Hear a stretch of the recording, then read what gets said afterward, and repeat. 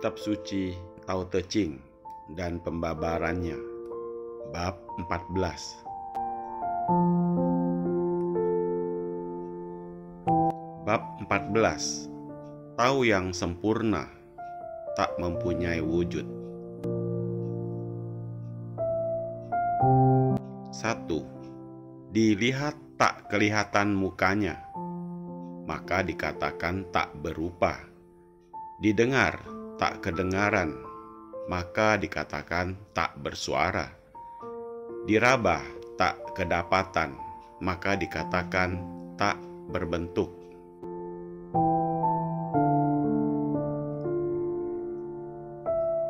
Inilah 3 sifat yang tak dapat dimengerti atau dilukiskan, maka telah bersatu di dalam kesamaan. 2. Di atas ia tidak gemilang, di bawah ia tidak suram.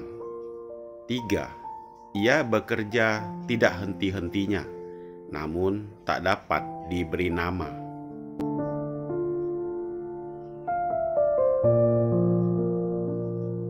4. Ia kembali di dalam kekosongan.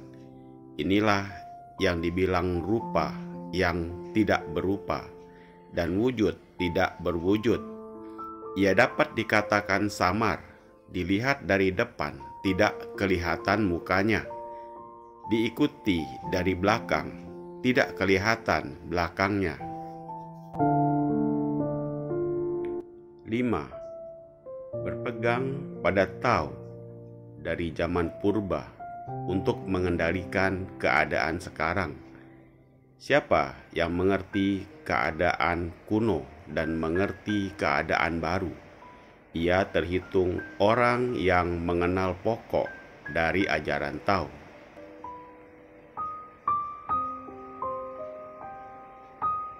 Walaupun kami sudah begitu sering membaca dan mempelajari ungkapan-ungkapan Lao Tzu dari kitab Tao Te Ching yang membentangkan kebenaran Tao, kesempurnaan Tao, dan kegaiban Tao,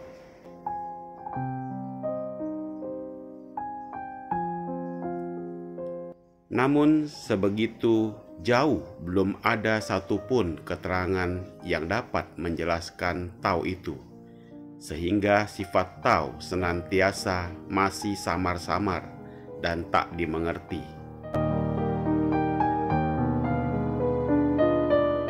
Bagaimanakah rupanya, bagaimanakah suara dan wujudnya?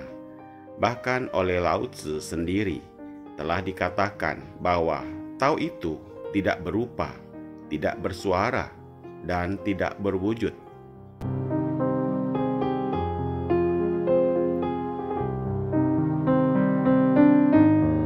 Dari beberapa ungkapan tersebut di atas, ternyata bagaimana kesamaan Tao itu hingga sukar untuk dijelaskan.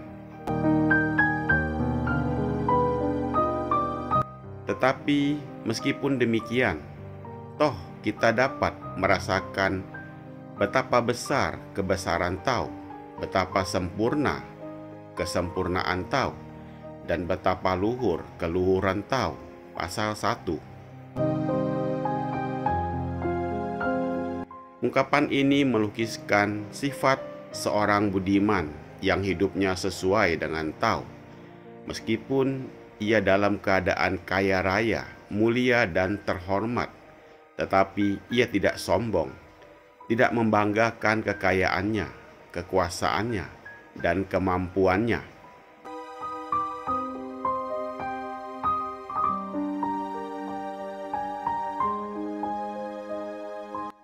Bahkan tinggal sederhana, sopan santun, hormat, dan merendah.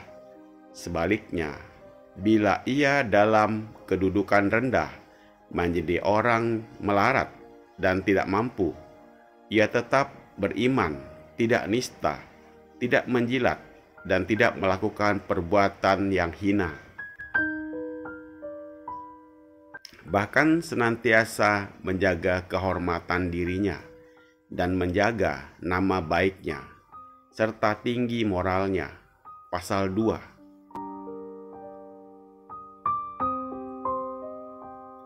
Tao senantiasa bekerja tak putus-putusnya untuk mencipta, menghidupi dan memelihara semua makhluk dan umat manusia tanpa beristirahat.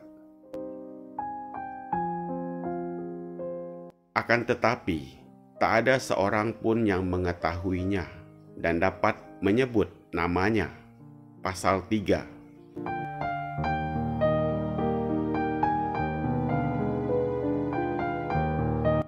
Beberapa ungkapan ini semuanya menunjukkan keluhuran Tao, seorang budiman yang luhur budinya dan yang sesuai dengan Tao.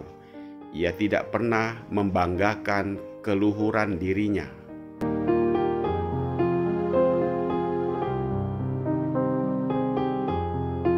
Tidak pernah menonjol-nonjolkan kebajikannya, hingga tak ada seorang pun yang mengetahui perbuatannya yang mulia itu, karena ia melakukan kebaikan-kebaikan dengan tanpa pamrih, tidak mengharap dapat pembalasan budi.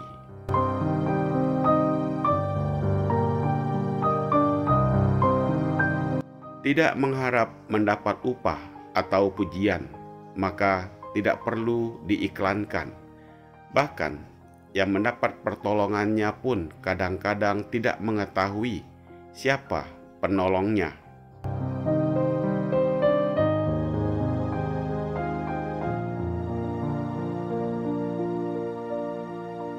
Maka dikatakan, dilihat dari depan tidak kelihatan mukanya, dilihat dari belakang tidak kelihatan belakangnya.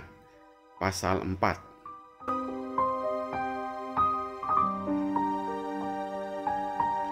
Raja budiman yang dapat menyesuaikan hidupnya dengan ajaran Lao Tzu yang kuno itu dapat mengendalikan pemerintahannya dengan sempurna.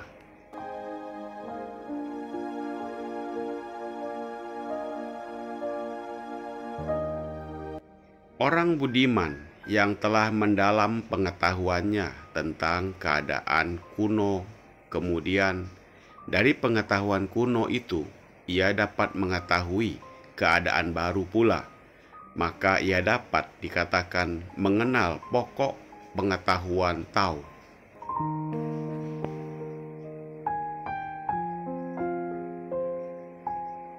Kongcu juga bersabda, siapa yang faham pengetahuan kuno untuk mengenal keadaan baru, ia dapat dijadikan guru.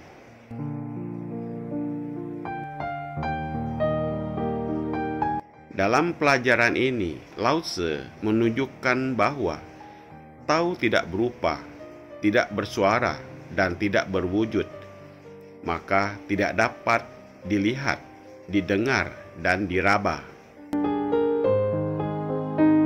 Lebih jauh, Lao Tzu mengungkapkan keluruhan Tao dengan mengatakan bahwa di atas ia tidak pamer kegemilangan, sebaliknya di bawah tidak menunjukkan kesuraman.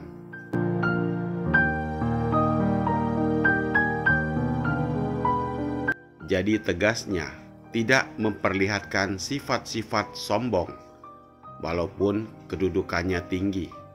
Begitupun tidak menunjukkan sifat yang rendah, walaupun kedudukannya di bawah, hingga sifatnya hanya sewajarnya saja.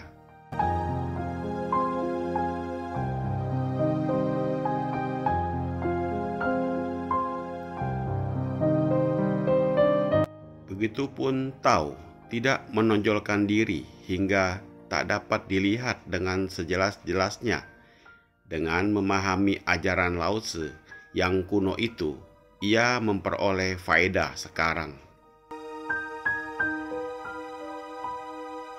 Sehingga raja-raja budiman memerintah negerinya dengan sempurna, hingga rakyat merasakan manfaatnya, serta senantiasa hidup damai dan sejahtera. Pasal 5.